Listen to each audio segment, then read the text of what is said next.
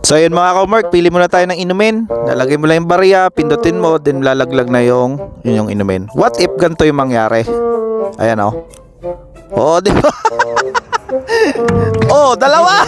2 points! Dalawang inumin na agad, nakalibre ka ng isa. Tapos ganito, kumalang yung isa, kumalang ulit yung isa, dalawang kalang. Minsan swerte, madalas malas. Ayun, nadali yung Coke. At eto, kumalang na nga yung isa. So kailangan natin ng isa pa para matanggal.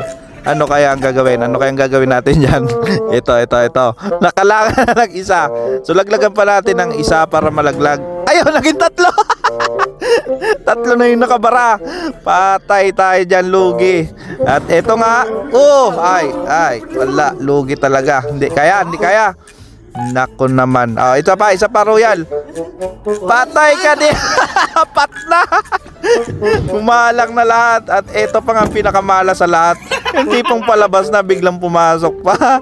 Ay nako, idom na lang sa gripo.